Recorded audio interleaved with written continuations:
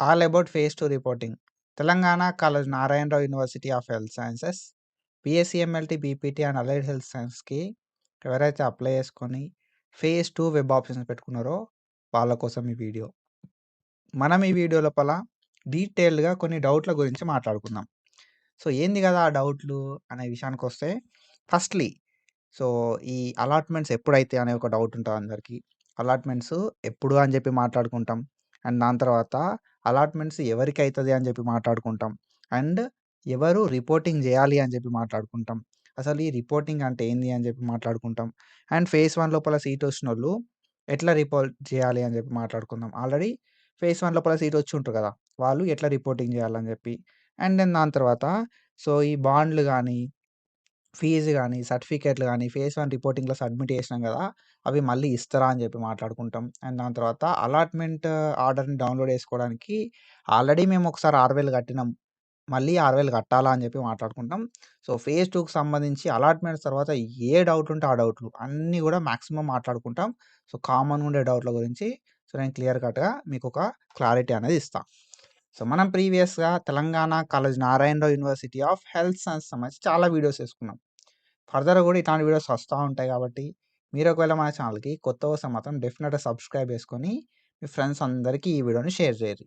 ఓకేనా? సో, ఇది and when it comes to phase 2 allotments. Phase 2 allotments విషయానికొస్తే, ఎప్పుడైతే ఈ అలాట్‌మెంట్స్ అనే డౌట్ అందరికీ గూడా ఉందన్నట్టు. ఓకేనా?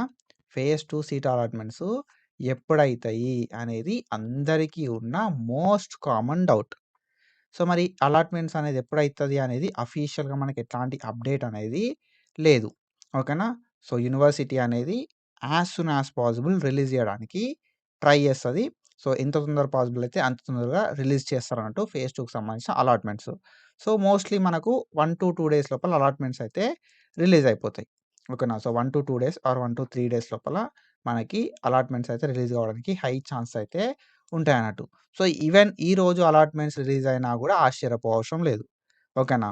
సో, మీరు ఈ వీడియో చూసే టైంకి అలాట్‌మెంట్స్ వచ్చినా గూడా ఆశ్చర్యపోవసరం లేదు. ఎందుకంటే it is all about computer based. ఓకేనా? అంతా గూడా కంప్యూటరైజ్డే ఉంటాయి కాబట్టి సింగిల్ క్లిక్ తోటి అలాట్‌మెంట్స్ అయితే రిలీజ్ చేస్తారన్నట్టు. కాబట్టి సో, మనం ఎప్పుడు అని జెప్పి చెప్పడానికి లేదు. కానీ అతి త్వరలో ఓకేనా? సో, ఎంత తొందర పాసిబుల్ అయితే అంత తొందర అలాట్‌మెంట్స్ రిలీజ్ చేస్తారన్నట్టు. ఓకేనా? ఫస్ట్ థింగ్ అది. అండ్ సెకండ్ థింగ్ ఏంది గదా అంటే అలాట్‌మెంట్ అనేది ఎవరికైతది అనంటే ఫేజ్ 2 లోపల వెబ్ ఆప్షన్‌లు ఎవరైతే పెట్టుకుంటారో వాళ్ళందరికి గూడా అలాట్‌మెంట్ అంటే లైక్ అలాట్‌మెంట్ ఎవరికైతదంటే ఫేజ్ 2 లోపల వెబ్ ఆప్షన్స్ పెట్టుకొనుండాలి. ఫస్ట్ థింగ్ అలాట్‌మెంట్ కావాలంటే. సెకండ్ థింగ్ నువ్వు పెట్టుకున్న కాలేజ్‌ల, కోర్స్‌ల సీట్లుండాలె. అప్పుడు మాత్రమే అలాట్‌మెంట్ అనేది అయితదన్నట్టు. వెబ్ ఆప్షన్స్ పెట్టుకొని సీట్లున్నోళ్ళ, ఎలిజిబిలిటీ ఉన్నోళ్ళకి అలాట్‌మెంట్ అనేది అయితదన్నట్టు. ఓకేనా? సెకండ్ డౌట్ గూడా క్లారిఫై అయిపోయిందన్నట్టు. ఓకేనా? అండ్ దెన్ దాని తర్వాత సో, ఎవరెవరు రిపోర్టింగ్ జేయాలి మరి? అలాట్‌మెంట్ అంటే సీట్ రావడాన్ని అలాట్‌మెంట్ అంటాం. ఓకేనా? Allotment is nothing but seat రావడాన్ని మనం ఏమంటాం గదా అంటే అలాట్‌మెంట్ అంటాం. ఓకేనా? సో, సీటొచ్చింది అన్నోళ్ళు ఏం జేయాలి? రిపోర్టింగ్ జేయాలి. ఓకేనా? సీటొచ్చినోళ్ళు రిపోర్టింగ్ జేయాలి. అసలు రిపోర్టింగ్ అంటే ఏంది మరే? అనంటే సీట్ వచ్చిందనుకో ఫేజ్ 2 లోపల. ఓకేనా? ఫేజ్ 2 లోపల సీటొచ్చింది. సీటొస్తే దాన్ని అలాట్‌మెంట్ అంటాం. సీటొస్తే అలాట్‌మెంట్ అంటామన్నట్టు. ఓకేనా? సీటొచ్చిన తర్వాత ఆ సీట్‌ని కన్ఫర్మ్ జేసుకుంటాం గదా మనం. ఓకేనా? కన్ఫర్మ్ అనేది చేసుకుంటాం. సో, కన్ఫర్మ్ చేసుకునేదాన్ని మనం ఏమంటాం గదా అంటే రిపోర్టింగ్ అంటాం. ఓకేనా? కన్ఫర్మ్ చేసుకునేదాన్ని రిపోర్టింగ్ అంటామన్నట్టు. ఓకేనా? సో, అది. అండ్ ఈ రిపోర్టింగ్ అంటే ఏంది మరి అనంటే కన్ఫర్మ్ చేసుకోవడం. సీట్‌ని కన్ఫర్మ్ చేసుకోవడం రిపోర్టింగ్. రిపోర్టింగ్ లోపల ఏమేం థింగ్స్ ఇన్వాల్వ్ అయితాయి? అంటే రిపోర్టింగ్ ఈస్ నథింగ్ బట్ మనం కాలేజ్‌కి పోవాలె. ఓకేనా? మీకు ఏ కాలేజ్‌లో సీటొస్తే ఆ కాలేజ్‌కి పోవాలె. ఆ కాలేజ్‌కి పోయి మీ అన్ని ఒరిజినల్స్ ఓకేనా? ఒరిజినల్ డాక్యుమెంట్స్ ఏవైతే ఉన్నాయో ఈ డాక్యుమెంట్స్ అన్నీ గూడా మనం ఏం జేయాలె? సబ్మిట్ జేయాలె. ఓకేనా? కాలేజ్‌కి పోవాలె. అన్ని ఒరిజినల్ డాక్యుమెంట్స్ సబ్మిట్ జేయాలె. వాళ్ళెంత ఫీ చెప్తే అంత ఫీ, ట్యూషన్ ఫీ కట్టాలె. ఓకేనా? అండ్ అడ్మిషన్ ఫీ అనేది కట్టాలె. అండ్ దాంతో పాటుగా ఓకేనా? ట్యూషన్ ఫీ కట్టాలి, అడ్మిషన్ ఫీ కట్టాలి. మన ఒరిజినల్ డాక్యుమెంట్స్ అనేవి సబ్మిట్ జేయాలి. అండ్ దాంతో పాటుగా వాళ్ళు బాండ్స్ చెప్తే ఆ బాండ్స్ అనేది పే చేయాలి. లైక్ బాండ్స్ అనేది సబ్మిట్ చేయాలి. ఓకేనా. అండర్‌టేకింగ్ బాండ్, డిస్కంటిన్యూషన్ బాండ్ అంటాం. ఆ బాండ్‌లు అంటే ఏంది? ఏం సర్టిఫికేట్‌లు పట్టుకపోవాలి? ఓకేనా. అవన్నీ కూడా ప్రీవియస్‌గా వీడియోలు చేసుకున్నాం. ఆ వీడియోలు చెక్ చేయండి. మీకు క్లారిటీ వస్తది. ఓకేనా. సో, ఒరిజినల్ డాక్యుమెంట్స్ ఇయ్యాలి. కాలేజ్‌కి పోయి మన బాండ్‌లు వాళ్ళు ఏ బాండ్ అడిగితే ఆ బాండ్ ఇయ్యాలి. వాళ్ళు ఎంత ట్యూషన్ ఫీ చెప్తే అంత ట్యూషన్ ఫీ ఇయ్యాలి. అడ్మిషన్ ఫీ ఇయ్యాలి. ఇవన్నీ చేస్తే రిపోర్టింగ్ అంటాం అన్నట్టు. ఓకేనా. సో, ఇవన్నిటిని మనం ఏమంటాం? రిపోర్టింగ్ అంటాం అన్నట్టు. ఓకేనా. సో, రిపోర్టింగ్ చేసే ముందు మనం ఏం చేయాల్సి ఉంటది కదా అంటే, మనకు అలాట్‌మెంట్ అయింది కదా! ఓకేనా. అలాట్‌మెంట్ అయింది కదా! ఈ అలాట్‌మెంట్ అయిన తర్వాత అలాట్‌మెంట్ ఆర్డర్‌ని డౌన్‌లోడ్ చేసుకోవాలి. ఓకేనా. అలాట్‌మెంట్ ఆర్డర్ అని చెప్పి మనకుంటదన్నట్టు. ఈ అలాట్‌మెంట్ ఆర్డర్‌ని మనం ఏం చేయాలి కదా అంటే, డౌన్‌లోడ్ చేసుకోవాలి. ఈ అలాట్‌మెంట్ ఆర్డర్ డౌన్‌లోడ్ చేసుకోవడానికి 6000 కట్టాల్సుంటది. ఓకేనా. ఫేజ్ 2లో సీట్ రావడంతోటే దాన్ని మనం అలాట్‌మెంట్ అంటాం. ఆ అలాట్‌మెంట్‌ని లైక్ ఎక్కడొచ్చిందని చెప్పి తెలుసుకోవడానికి అలాట్‌మెంట్ ఆర్డర్‌ని డౌన్‌లోడ్ చేసుకుంటాం. అండ్ అలాట్‌మెంట్ ఆర్డర్‌ని డౌన్‌లోడ్ చేసుకున్న తర్వాత సీట్‌ని కన్ఫర్మ్ చేసుకోవడం అనేది చేస్తామన్నట్టు. సీట్‌ని ఎట్లా కన్ఫర్మ్ చేసుకుంటాం? Through reporting. రిపోర్టింగ్ అంటే ఏంది? కాలేజ్‌కెళ్ళి ఒరిజినల్ డాక్యుమెంట్స్ అన్నీ సబ్మిట్ చేసి, ట్యూషన్ ఫీ కట్టి, అడ్మిషన్ ఫీ కట్టి, బాండ్స్ అన్ని ఇచ్చి, మన సీట్‌ని మనం కన్ఫర్మ్ చేసుకుంటాం. సో, దీన్ని మనం రిపోర్టింగ్ అంటాం. ఇట్లా రిపోర్టింగ్ చేయకపోతే ఏమైతది? అంటే ఫర్దర్ ఫేజెస్‌కి ఫేజ్ 3 ఆర్ ఫేజ్ 4 ఓకేనా.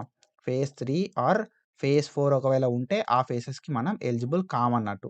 ఓకేనా. రిపోర్టింగ్ చేయకపోతే ఫర్దర్ ఫేజెస్‌కి ఎలిజిబుల్ కాము. అలాట్‌మెంట్ ఆర్డర్ డౌన్‌లోడ్ చేసుకోవాలి. సర్టిఫికేట్‌లు సబ్మిట్ చేయాలి. ట్యూషన్ ఫీ సబ్మిట్ చేయాలి. అన్నీ కూడా మనం సబ్మిట్ చేయాల్సి ఉంటదన్నట్టు.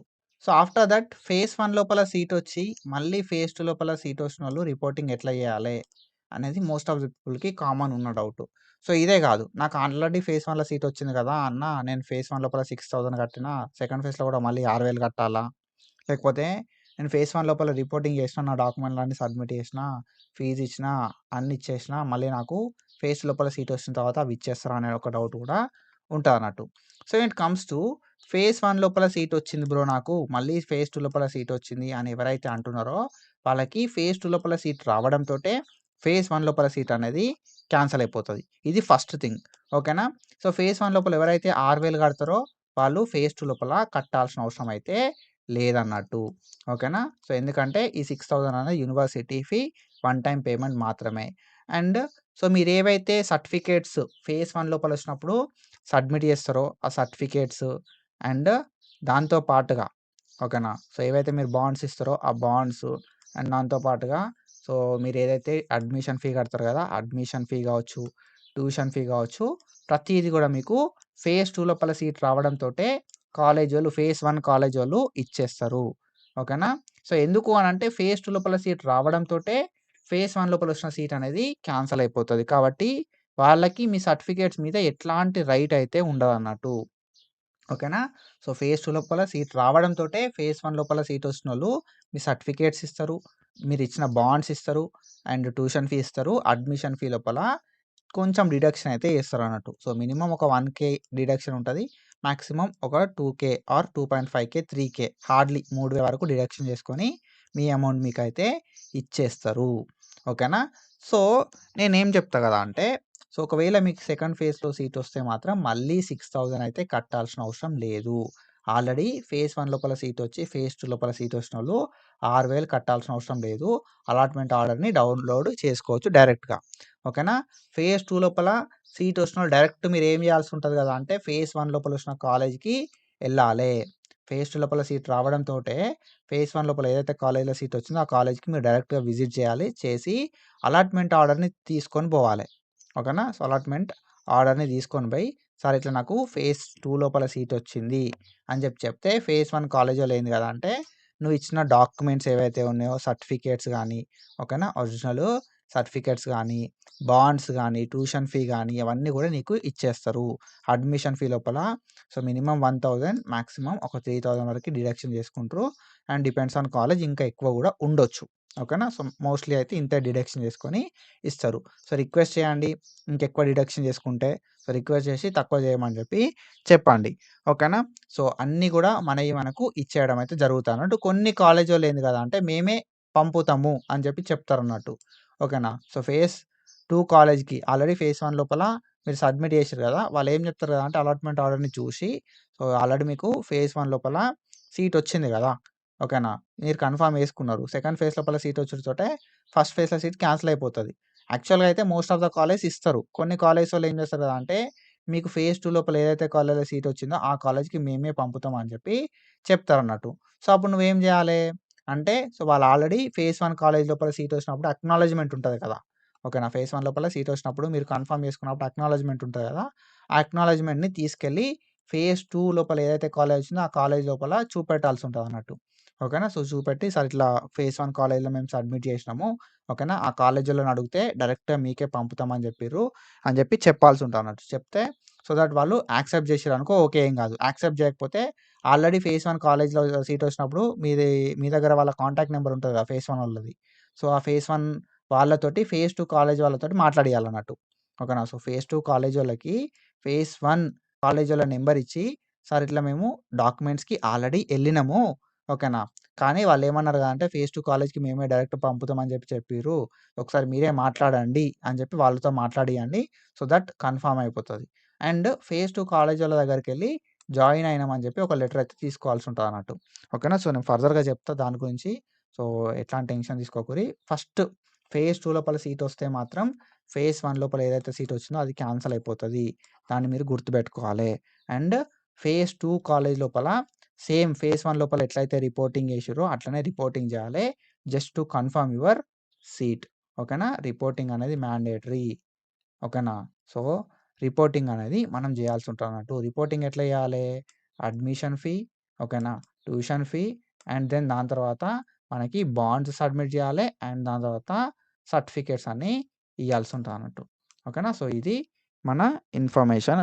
ఓకేనా. సో, మోస్ట్ ఆఫ్ ద పీపుల్‌కున్న డౌట్స్ అయితే క్లారిఫై అయినాయి అని చెప్పి నేనైతే అనుకుంటున్నా. సో, నాకు ఫేజ్ 2 లోపల వచ్చిన కాలేజ్ నచ్చలేదు. ఓకేనా. ఫేజ్ 1లో కాలేజే కావాలి అని అంటే మాత్రం పాసిబుల్ కాదు. ఎందుకంటే ఫేజ్ 1లో కాలేజ్ అనేది క్యాన్సిల్ అయిపోతదన్నట్టు. సో, ఇది ఇన్ఫర్మేషన్ బ్రో. అండ్ సో, మనం ఒక 100,000 రీచ్ కావాలని చెప్పి ఒక టార్గెట్ అయితే పెట్టుకున్నాం. సో, బిఫోర్ 2026 100,000 రీచ్ కావాలని చెప్పి నేనైతే అనుకుంటున్నా.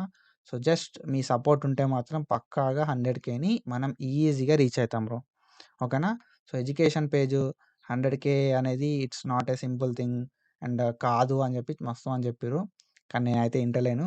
సో, నాకు మీ సపోర్ట్ మీద నమ్మకం ఉంది. జస్ట్ సబ్స్క్రైబ్ చేసుకోరి అండ్ మీ ఫ్రెండ్స్‌కి షేర్ చేయరి. అండ్ పక్కాగా 100,000 కొడదాం. జస్ట్ మీరు సపోర్ట్ చేయరి అంతే. సో, మీ ఫ్రెండ్స్‌కి, మీ ఫ్యామిలీకి అందరూ కూడా షేర్ చేయరి. సో, 2026లా 100,000 అయితే కొడుతున్నాం అన్నట్టు. అండ్ ఫర్దర్‌గా నెక్స్ట్ ఏ వీడియో చేసుకుందాం అని చెప్పి కింద కామెంట్ సెక్షన్‌లో కామెంట్ చేయరి. ఇలాంటి ఇన్ఫర్మేషన్ అప్డేట్స్ కోసం ఫాలో అయితా ఉండుర్రి. Thank you so much. Signing of.